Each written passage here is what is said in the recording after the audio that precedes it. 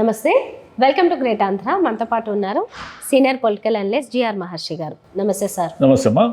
Sir, Jagan గారు ఒక tweet చేస్తారు విద్యార్థులకు సంబంధించి. ఈ విద్యా దీవెన, వసతి దీవెన ఇలాంటి పథకాలు ఏవి ఇవ్వట్లేదు. ఫీజు రియంబర్స్మెంట్ చెల్లించగా చాలామంది విద్యార్థులు ఇబ్బందులు పడుతున్నారు. వాళ్ళకి 3 త్రైమాసికాలుగా మీరు చెల్లించక కళాశాలల నుంచి వాళ్ళకి రావాల్సిన సర్టిఫికెట్స్ ఏమేమైతే రావాల్సి ఉన్నాయో అవి రాక వాళ్ళు ఇబ్బందులు పడుతున్నారని ఆయన ఇంకో చాలా విషయాల్ని దాంట్లో చెప్పడం జరిగింది. దానికి కౌంటర్గా ఇప్పుడు ఆ విద్యాశాఖ మంత్రిగా ఉన్న లోకేష్ గారు ఒక కౌంటర్ ఇచ్చారు. మీరే 6,500 వరకు బకాయిలు పెట్టారు. చిక్కీలు అన్నీ అక్కడి నుంచి మొదలు పెడితే వాళ్ళ రుసుముల వరకు అన్నిటిలోనూ మీరు పెట్టిన బకాయి 6,500 మా మీద భారం మోపారు. ఇంకా ఈ పాపం అంతా మీదే కదా, మేము ఆల్రెడీ దీన్ని చక్కదిద్దే ప్రయత్నాలు చేస్తున్నాము. నాడు నేడు అన్నారు, అదంతా మోసము, అది ఏమీ జరగలేదు, దాని పేరు చెప్పి చేసిందంతా కూడా మోసమే అని వాళ్ళు అంటున్నారు. ఇద్దరికిద్దరు నిందలు వేసుకుంటున్నారు. ఏవి నిజాలు అనేది సాధారణ ప్రజలకు తెలియదు, కానీ విద్యార్థులు మాత్రం ఇబ్బందులు పడుతున్నారు. వారి పరిస్థితి ఏంటి, ఎలా ఉంటుంది? విద్యార్థులు చాలా ఇబ్బందులు పడుతున్నారు. గత ప్రభుత్వం చేసిందా ఇప్పుడు చేసిందా అనే దాంతో వాళ్ళకి సంబంధం లేదు. వాళ్ళకి కావాల్సింది ఏంటి, వాళ్ళకి రావాల్సిన డబ్బులు ఇస్తే, వాళ్ళ ఫీజు రీయింబర్స్మెంట్ ఇవన్నీ ఇస్తే వాళ్ళకు కొంచెం మూవ్ అవుతారు ముందుకి. ఇది జగన్ గారు ప్రశ్నించారు. జగన్ గారు ఏమంటారు, అయ్యా మీరు విద్యార్థుల జీవితాలతో చెలగాటమాడుతున్నారు, 3 త్రైమాసికాలుగా బకాయిలు పెట్టారు, ఫీజులు కట్టకపోతే కాలేజీలకు రానివ్వడం లేదు, చదువు పూర్తయిన వారికి సర్టిఫికెట్లు ఇవ్వడం లేదు, ఒక కుర్రాడు ఫీజు కట్టలేక కూలి పనులకు వెళ్తున్నాడు, ఇంతకంటే ఘోరం ఏమన్నా ఉందా? ఎందుకు ఇంత కక్షగా వ్యవహరిస్తున్నారు? మీరు మొత్తం నాశనం చేసేశారు విద్యా విధానాన్నంతా. ఇంగ్లీష్ మీడియము సిబిఎస్ఈ నుంచి ఐబీ దాకా అన్నీ రద్దు చేసేశారు. మేము ఉన్నప్పుడైతే తల్లుల ఖాతాలో ప్రతి 3 నెలలకు ఒకసారి నగదేసేవాళ్ళము. విద్యా దీవెన, వసతి దీవెన పథకాలకే 18,000 కోట్లు ఇచ్చాము. ఇప్పుడు మీరు ఇసుక స్కాము, లిక్కర్ స్కాము, పేకాట ఇవన్నీ చేస్తూ మొత్తం స్కాముల్లో ఉన్నారు తప్ప మీరు ఏమైనా పిల్లలకి ఏమైనా మేలు చేసే ప్రయత్నం చేస్తున్నారా? మొత్తం ఆ డబ్బులని వెంటనే విడుదల చేయండి అని ఆయన అడిగాడు. ఆయన అడిగితే వీళ్ళు ఏం సమాధానం చెప్పారంటే, లోకేష్ గారు ఫస్ట్ ఆయన చెప్పింది ఏంటంటే, అంగన్వాడీలకు గుడ్లు నుంచి చిక్కీలు మొదలుకొని విద్యార్థుల బోధనా రుసుముల వరకు మీరు 6,500 కోట్ల బకాయిలు మా నెత్తిన పెట్టారు కదయ్యా అని అన్నాడు ఆయన. సరే, యాక్చువల్గా ఏం జరుగుతుందంటే వీళ్ళు కూడా పోయినసారి అంటే 2019లో అధికారంలోకి వచ్చినప్పుడు అది క్యారీ ఫార్వర్డ్ అవుతాయి కొన్ని బిల్లులు, పెండింగ్ బిల్లులు అనేటివి. వీళ్ళు కూడా కోడిగుడ్లు మొత్తం ఇవన్నీ మధ్యాహ్న భోజనము ఇవన్నీ కూడా కొన్ని వేల కోట్లు జగన్ ప్రభుత్వం మీద మోపిపోయినారు. వీళ్ళు గుర్తుందో లేదో, ఇప్పుడు ఏదో ఆయన మోపిపోయాడు మా నెత్తిన అంటున్నారు, కానీ వీళ్ళు కూడా క్యారీ ఫార్వర్డ్ కింద కొన్ని వేల కోట్లు అప్పుడు బిల్లులు ఇచ్చి పెండింగ్ బిల్లులు ఇచ్చారు కదా. మరి అది మర్చిపోతే ఎట్లా? ఇంకోటి ఏమంటారంటే ఆయన మీరే మొత్తం నాశనం చేశారు, ఇప్పుడేదో శుద్ధ పూసలాగా మాడుతున్నారు అనేది ఆయన అంటాడు. అంతేకాకుండా విద్యా దీవెన, వసతి దీవెన పేరుతో 3,500 కోట్లు బకాయిలు పెట్టి మోసం చేశారు మీరు. 4 లక్షల మంది విద్యార్థులు ప్రభుత్వ బడులకు దూరం అయ్యారు. నాడు నేడు అన్నారు, కనీసం నీళ్లు కూడా లేవు అనేది లోకేష్ గారి ఆరోపణ. సరే, ఇప్పుడు అవన్నీ పక్కన పెడితే నాడు నేడు అనేది ఒక ప్రెస్టీజియస్ ప్రాజెక్ట్ కింద అప్పుడు ప్రభుత్వం తీసుకుంది. వాళ్ళు ఆ పాత స్కూళ్ళన్నీ మరమ్మతులు చేసి దాన్ని ఒక మోడర్న్ అంటే అధునాతనమైన స్కూళ్ళగా మార్చడానికి కొన్ని 100 కోట్ల రూపాయలు ఖర్చు పెట్టారు, నిజమే. మరి నిజంగా దాంట్లో గోల్మాల్ జరిగితే మీరు విచారించండి, మీరు చెయ్యండి.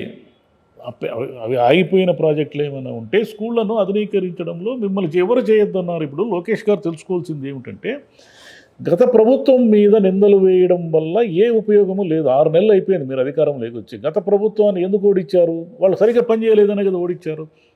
వైసీపీ జగన్ని ఎందుకు దించేశారు? ఆయన ఏదో ముఖ్యమంత్రిగా సరిగ్గా పనిచేయలేదనో, ప్రజల ఆకాంక్షలకు తగినట్టుగా ఏదో జరగలేదనో కారణంతో మిమ్మల్ని అధికారంలోకి తెచ్చారు.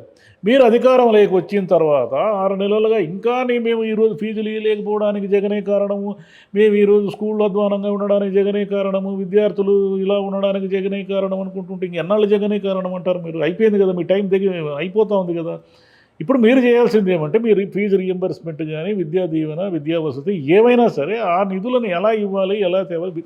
ఫైనల్గా మీరు ఒకరి మీద ఒకరిని నిందలు వేసుకోవడం వల్ల ఇబ్బందులు పడుతున్నది ఎవరు? పిల్లలు కదా. పిల్లలు ఇబ్బందులు పడితే తల్లిదండ్రులు ఇబ్బందులు పడతారు, మొత్తం జనరేషన్కే నష్టం. అది విద్యార్థులు ఇబ్బందులు పడడం అనేది ఆ జనరేషన్స్కే నష్టం కదా, చదువు కుంటుపడితే. కాబట్టి మీరు తెలుసుకోవాల్సింది ఏమిటంటే మీరు నిధులు ఎలా తెస్తారు ఏం తెస్తారు అనేది మీ సమస్య. మీరు నిధులు లేవన్నప్పుడు మీరే కదా అన్ని అమ్మకు వందనం ఇస్తాం, 15,000 ఇస్తాము, మేము అది చేస్తాం ఇది చేస్తామని మీరే కదా హామీలు ఇచ్చారు. ఆ 15,000 ఇవ్వకపోగా ఉన్నవి కూడా కట్ చేస్తే ఎట్లా? మీరు ఒకరినొకరు ట్వీట్లు చేసుకోవడము, ఒకరి మీద ఒకరు ఆరోపణలు చేసుకోవడం వల్ల ఏ ప్రయోజనం లేదు. పిల్లల భవిష్యత్తును దృష్టిలో పెట్టుకుని ఏం చెయ్యాలి, ఎలా చేయాలి? నాడు నేడు అసలు పూర్తిగా వేస్ట్ ప్రాజెక్ట్ అని ఎలా చెప్తారు మీరు? ఇప్పటికీ ఫోటోలు ఉన్నాయి కదా, స్కూళ్ళు ఉన్నాయి కదా, నాడు నేడు వల్ల బాగుపడిన స్కూళ్ళన్నీ కూడా. దాంట్లో ఏమైనా అవకతవకలు జరిగితే మీరు విచారణ చేసుకోండి, దాంట్లో ఏమైనా ఇబ్బందులు ఉంటే విచారణ చేసుకోండి. అంటే ఆరోపణలు విమర్శల వల్ల ప్రజలకు కావాల్సింది ఏమిటి? వాళ్ళకి తమ జరుగుబాటు, తమకు ప్రభుత్వం నుంచి వచ్చే పథకాలు కానీ ఏవైనా కానీ తమకు కావాలి అంతే. ప్రజలకి మీరు గత ప్రభుత్వం చేసిందా ఈ ప్రభుత్వం చేసిందా అనే దాంతో ప్రజలకు ఏమీ లేదు. తల్లులు ఏం వెయిట్ చేస్తున్నారు? పిల్లలకి 15,000 రూపాయలు, 2 పిల్లలు ఉంటే 30,000 రూపాయలు ఇస్తుంది తెలుగుదేశం గవర్నమెంట్ అని మీరు ఇచ్చిన హామీని నమ్మే కదా మీకు ఓటేశారు. మరి ఇప్పుడు గత ప్రభుత్వం చేసింది, గతంలో వాళ్ళ నిధులు లేవు, మా దగ్గర బడ్జెట్ ఖాళీ ఉంది, ఖజానా ఖాళీ ఉందంటే దాన్ని అవన్నీ తెలిసే కదా మీరు అధికారంలోకి వచ్చారు. మిమ్మల్ని ఏమైనా మీరే కదా చెప్పారు, జగన్ ఆర్థికంగా విధ్వంసం చేశాడు, మొత్తం ఖాళీ చేసేసాడు, 14 లక్షల కోట్ల అప్పులు చేశాడని మీరే కదా పేజీలకు పేజీలు ఆర్థిక శాస్త్రవేత్తలతో ఇంటర్వ్యూలు కూడా ఇప్పించారు. జగన్ ఎలా చేశాడు, శ్రీలంక ఎలా చేశాడు, దీన్ని వెనిజులా ఎలా చేశాడని. శ్రీలంక వెనిజులాగా ఉన్న ఆర్థిక వ్యవస్థ ఉన్న దేశాలు లాంటి ఆంధ్రప్రదేశ్ని మీరు అధికారంలోకి తెచ్చుకున్నప్పుడు మీకు తెలిసే హామీలు ఇచ్చారు కదా. తెలిసే హామీలు ఇచ్చినప్పుడు ఇప్పుడు మళ్ళీ ఇంకెందుకు నిందలు వేసేది? టైం వేస్ట్ అదంతా. లోకేష్ గారు తెలుసుకోవాల్సింది ఏమంటే వాళ్ళ గ్రేస్ పీరియడ్ అయిపోతూ వచ్చింది. మ్యాక్సిమం 1 ఇయర్ చూస్తారు జనం ఏ ప్రభుత్వాన్నైనా. 1 ఇయర్ తర్వాత మీరేం చేస్తున్నారు అనేది అడుగుతారు. గత ప్రభుత్వం ఏం చేసింది, గత ప్రభుత్వం అప్పులు పెట్టిపోయింది, గత ప్రభుత్వం బకాయిలు పెట్టిపోయింది, బిల్లులు ఇవ్వలేదు, అవన్నీ ఎవరు చూడరు. కాబట్టి విద్యార్థుల సంగతి ఆలోచించండి ఫస్ట్. విద్యార్థులని ఏం చేయాలి, ఎలా చేయాలి? మీరు ఇచ్చిన హామీని, అమ్మకు వందనం హామీని ఎప్పుడు ఇవ్వాలి, ఎలా ఇస్తారు? అది జనం అడుగుతున్న క్వశ్చన్ని డైవర్ట్ చేసి వేరే ఏదో మారడం వల్ల ఏం ప్రయోజనం లేదు. ఒకరి మీద ఒకరు నిందలే వేసుకుంటున్నారు. మా ఇంటికి ఒక పిల్లవాడు ఉంటే 15,000, 2 పిల్లవాళ్ళు ఉంటే 30. మామూలుగా 1-2 పిల్లవాళ్ళ కంటే ఎక్కువ ఉన్న వాళ్ళు లేరులేండి. ఎవరింట్లోనో 3-4 ఉండే చాలా అరుదు అది. 3-4 ఉన్న వాళ్ళు 60,000 ఎక్స్పెక్ట్ చేస్తున్నారు. 60,000 ఎక్కడి నుంచి తెచ్చిస్తారో మరి మీకే తెలియాలి. మరి ఇంకా దానికి ఇంతవరకు 6 నెలలు అయింది, ఎలాంటి మార్గదర్శకాలు ఏమీ లేవు. ఎప్పుడు దాన్ని ఇస్తారనేది ఎవరికి తెలియదు. అంటే మీరు ఇచ్చే పనులు చూడండి, వాళ్ళ మీద ఆరోపణలు నిందలతో ఏం ప్రయోజనం లేదు. ఇప్పుడు సార్ ఎక్కడన్నా రాష్ట్రంలో ఎక్కడైనా చూసుకుంటే ఈ సిబిఎస్ఈ ఎక్కువ ఉంది, ఐబీ ఆఫ్ కోర్స్ చాలా తక్కువగానే ఉంటాయి. దాన్ని ప్రవేశపెట్టాలనుకున్నారు, ఏం జరిగింది అది వేరే. ఇంగ్లీష్ మీడియం సిబిఎస్ఈ అనేది వెరీ కామన్ కదా అన్ని చోట్ల. దాన్ని ఎందుకని తీసేస్తే మరి పేరెంట్స్ కూడా అడగట్లేదా? అంటే ఎప్పుడు కూడా ఒక ప్రభుత్వం చేసిన దాన్ని ఇంకో ప్రభుత్వం రద్దు చేసేటప్పుడు ఏం చేస్తారంటే వాళ్ళు చేసినవన్నీ తప్పులే అని వీళ్ళ ఇగో ఒప్పుకోదు. అన్నీ వాళ్ళు తప్పులే చేసేసారంటూ ఉంటారు. అన్నీ తప్పులే ఎలా చేస్తారు ఎవరైనా? ఏ ప్రభుత్వం అన్నీ తప్పులు చేయదు. దాంట్లో ఉన్న మంచి ఏదైనా ఉంటే దాన్ని స్వీకరించాలి. మనం చేస్తూ ఉండేది ఏమిటంటే మంచిని స్వీకరించకుండా అంతా చెడ్డే అని నిర్ధారణ చేయడం వల్ల మనం విద్యార్థులకు అన్యాయం చేస్తున్నాం. ఏది కరెక్టు ఏది తప్పు నిర్ధారించుకోవాలి కదా. ఇంగ్లీష్ లేకుండా ఈరోజు ఏ పిల్లవాడైనా సరే, ఎవరైనా సరే, ఒక మోస్తరు ఆదాయం ఉన్న కుటుంబంలో కూడా ఇంగ్లీష్ మీడియంలోనే కదా చదువుతున్నారు పిల్లలు. ప్రభుత్వంలో ఉన్న ఏ గుమాస్తాను అడగండి, లేకపోతే అధికారిని అడగండి, ఎవరు తెలుగు మీడియంలో చదువుతున్నారు? మీరు తెలుగు అనడం వల్ల ఏమిటి ప్రయోజనము? ఇంగ్లీష్ మీడియంలో చదివితేనే భవిష్యత్తు అనేది క్లారిటీ చాలామందికి ఉంది. కానీ మన వాళ్ళు కావాలనే తెలుగు మీడియం అని అంటే పునాది వేసుకుంటూ రావాలి ఇంగ్లీష్ మీడియం అనే పాయింట్ కరెక్టే. కానీ తెలుగు మీడియంలోనే అద్భుతాలు జరుగుతాయి అని వీళ్ళు వాదించే దాంట్లో తప్పు. మీ పిల్లలు, మీ మనవరాళ్ళు అందరూ ఇంగ్లీష్ మీడియం కాన్వెంట్లు, పబ్లిక్ స్కూళ్ళలో చదివిస్తూ పేద పిల్లలు, దళితుల పిల్లలు వీళ్ళందరినీ తీసుకొచ్చి మీరు కార్మికులు, రైతులు వీళ్ళ పిల్లలంతా వచ్చి తెలుగు మీడియంలో చదివేస్తే వాళ్ళు అద్భుతాలు చేస్తారని. అంటే మీకు ఇంటికి ఆటో డ్రైవర్లు, తోటమాలీలు కావాలనేగా మీ ఉద్దేశం. అందుకంటే మీ ఉద్దేశం ఏముంది ఇంట్లో? తప్పదే.